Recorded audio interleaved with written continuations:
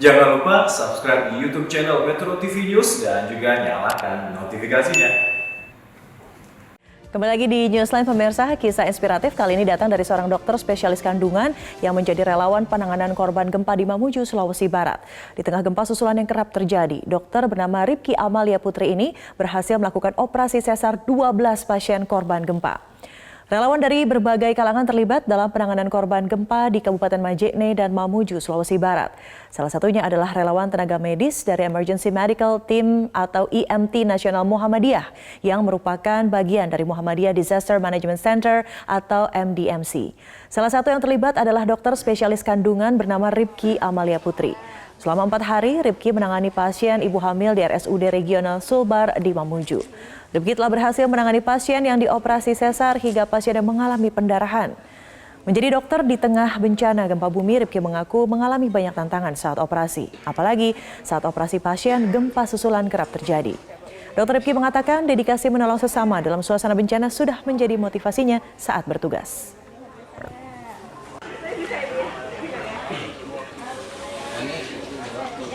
Pulang ya.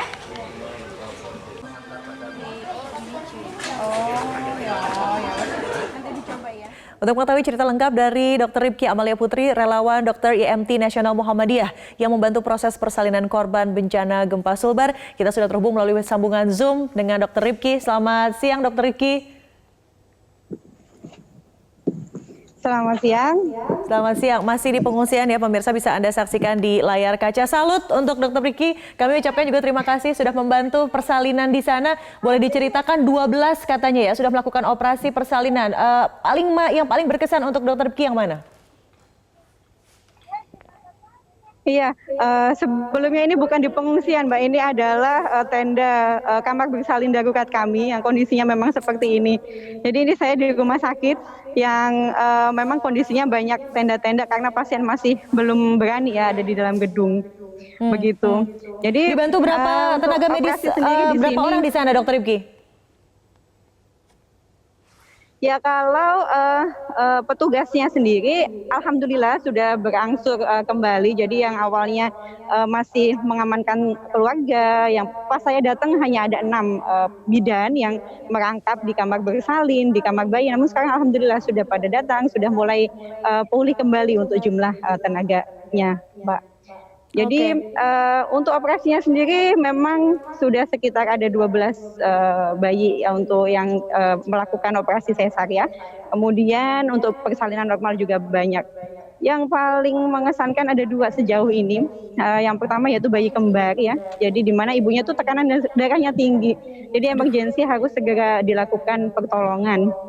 Namun ternyata bayinya masih sangat kecil, kurang lebih 2.000 kilo. Jadi 2.000 gram. Jadi gimana saat itu kami harus berusaha menurunkan inkubator dari lantai 2, kemudian mengadakan alat-alat bantu nafas untuk bayi dan koordinasi dengan dokter anak. Dan alhamdulillah bayinya tertolong, sehat, dan ibunya juga sudah sehat, sudah bisa pulang. Alhamdulillah. Dokter Ripki juga saya tadi mendengar cerita bahwa katanya ya di tengah operasi sesar, di tengah proses persalinan, gempa susulan, tremor yang juga tetap menghantui. Saya membayangkan, Anda juga bayangkan ya pemirsa, ini adalah rumah sakit darurat dengan tenda seadanya, kita bisa lihat di belakang Dokter Ripki begitu ya. Ada juga oksigen di sana, tabung oksigen, gempa yang juga sewaktu-waktu menghantui. Bagaimana Anda mengatur emosi, mengatur konsentrasi, juga memberikan ketenangan bagi pasien? Iya, Mbak, ini memang cukup sulit ya karena di bawah tekanan, ya sebenarnya ini suatu tekanan ya di kondisi bencana yang sama sekali berbeda dari kondisi sebenarnya. Untuk gambaran operasi itu kita ada di lantai 3 dengan kondisi yang gedung masih retak-retak seperti itu ya. Tadi malam barusan masih ada gempa susulan dan kami mengalami goyang di tengah operasi. Tapi alhamdulillah itu tidak begitu besar sehingga alhamdulillah timnya juga sudah cukup tenang untuk menghadapi itu. Ya, memang dengan adanya hal semacam ini tekanan begitu banyak dan pasien juga begitu banyak dan saat ini hampir akhir-akhir ini kasusnya lebih bervariasi dan lebih emergensi. ya untuk menguatkan memang saling saling menyemangati. Alhamdulillah timnya begitu kuat. Ketika saya lelah saya disemangati dan begitu juga sebaliknya. Ini tim-tim orang-orang di sini sangat kuat. Ini Tim Mamuju sangat solid kuat. begitu Alhamdulillah. ya. Dari situlah Iya, kita iya. saling menyemangati. Mm-mm. Oke, oke. Dok, lalu bagaimana pemantauan yang dilakukan terhadap pasien yang telah melahirkan dan juga treatmentnya kan juga khusus tentunya untuk bayi yang juga baru dilahirkan, seperti apa di sana?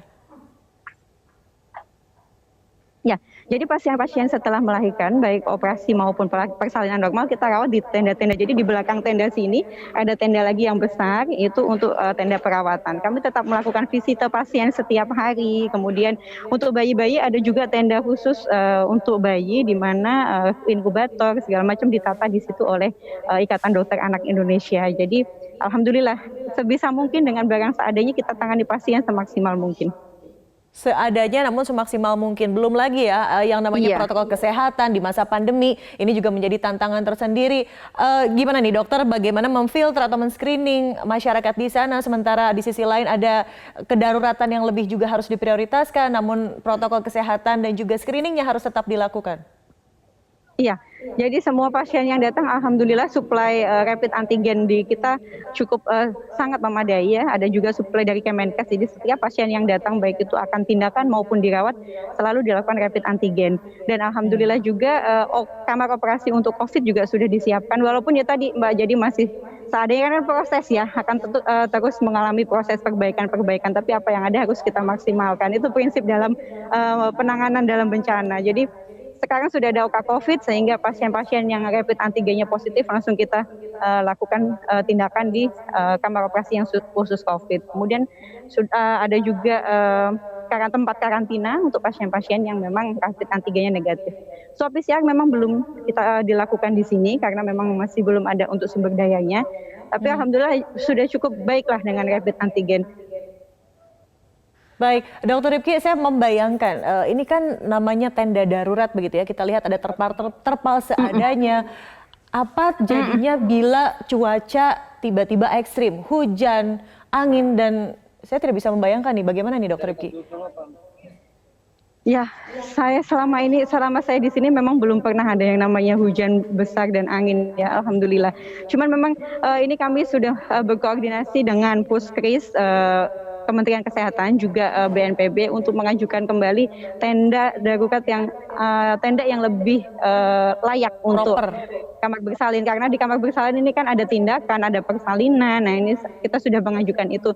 Insya Allah dalam waktu dekat oleh BNPB bisa kita penuhi, Mbak. Jadi tantangannya itulah untuk teman-teman bidan-bidan ini di kamar bersalin sangat-sangat hebat. Bagaimana mereka harus tetap menangani pasien, tetap dengan protokol kesehatan. Kalau ada yang misalkan rapid antigennya positif, langsung kita keluarkan itu pasien kita pindahkan ke kamar karantina. Kemudian bed-bed ini didisinfektan, tenda kita buka sementara tidak ada pasien masuk supaya kena sinar matahari. Sementara masih seperti itu yang bisa kita kerjakan.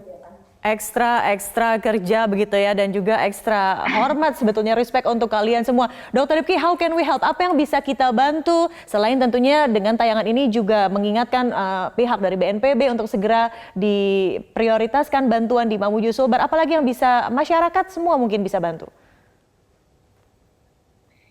Iya, dukungan untuk kami sangat-sangat diperlukan tentunya untuk masyarakat yang lain ya, selain di Sulbar tentunya. Tapi dukungan-dukungan yang sudah ada, alhamdulillah ya, mulai relawan, logistik, insya Allah tercukupi. Namun ya ini bagaimana kita memanage rumah sakit yang darurat ini yang masih dalam proses ya, untuk dukungan sarana prasarana seperti tenda ya. Kemudian yang kedua adalah SDM, Mbak. Jadi begini, secara keseluruhan di rumah sakit ini, rumah sakit regional Sulbar yang memang menjadi salah satu tulang punggung pelayanan di wilayah Mamuju ini, masih sangat kekurangan untuk tenaga perawat ya, kemudian tenaga bidan.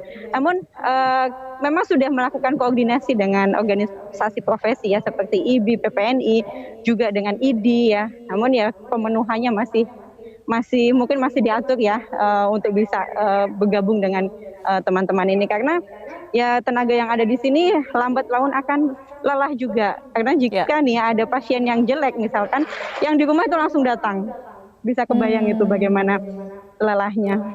Oke, jadi betul-betul tenaga Harapannya medis itu ya, dan juga apa ya. namanya sebuah tenda darurat yang lebih proper untuk menunjang Ya. kegiatan tenaga kesehatan di sana. Berdasarkan pengalaman saya meliput sebuah bencana, Dr. Rifki, ada sebuah emotional attachment saya yakin yang juga terjadi antara dokter, pasien, relawan mungkin. Apa yang bisa Anda bagi cerita-cerita yang mungkin selama ini kita belum tahu atau luput dan justru yang paling membekas di hati dan benak Dr. Rifki?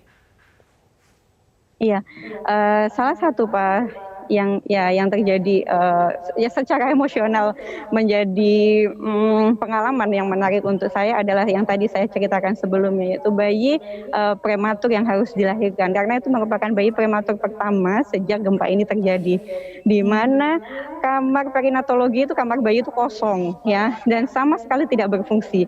Disitulah bidan-bidan alhamdulillah bahu membahu mencari kembali inkubator, mencari kembali kepingan-kepingan alat, dan alhamdulillah pasien pun juga kami yaitu menenangkan pasien dalam kondisi itu juga cukup sulit, di mana pasien inginnya segera ditangani dan segera ditangani dengan baik dan selamat, tentunya seperti itu. Tapi gimana menenangkan pasien dalam kondisi seperti itu, karena kita masih dalam tahap persiapan-persiapan yang harus dijalankan. Memang agak tertunda waktu itu. Saya memutuskan untuk ditunda operasi sesarnya karena saya ingin saat bayinya lahir itu fasilitasnya sudah terpenuhi untuk si bayi, dan alhamdulillah ya Allah memberikan jalan bagi kami dan timingnya sangat pas, dan alhamdulillah bisa berjalan dengan baik.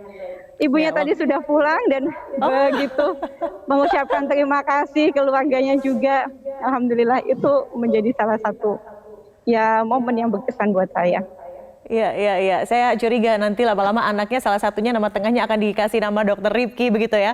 Terakhir Dr. Rifki, apa yang ingin disampaikan mungkin bagi saudara-saudara kita yang justru ingin menjadi relawan ke sana, ingin membantu, apa yang ingin Anda sampaikan? Oke, bagi saudara-saudara kita di luar sana yang ingin memperhatikan atau ingin memberi bantuan kepada kami yang ada di Mamuju, kami akan sangat menerima. Tentunya menyalurkan bantuan bisa berupa barang ataupun uang, ya, materi yang bisa disalurkan melalui lembaga-lembaga yang ada. Kemudian tenaga kesehatan sangat dibutuhkan ya, karena ini pasti akan jangka panjang dan butuh rotasi tenaga kesehatan. Maka teman-teman kesehatan, mari kita merapatkan barisan dengan organisasi profesi masing-masing tentunya untuk saling menguatkan dengan tim yang ada di sini, dan kita saling bergantian untuk bahu-membahu membangun kembali khususnya pelayanan kesehatan di Mamuju ini. Baik, Dr. Rifki, terima kasih sudah berbagi inspirasi bersama Newsline dan pemirsa setia Metro TV. Salut untuk Anda semua di sana. Salam juga untuk teman-teman yang bertugas di belakang. Sehat-sehat selalu, stay safe, stay healthy. Terima kasih. Amin. Assalamualaikum. Terima kasih.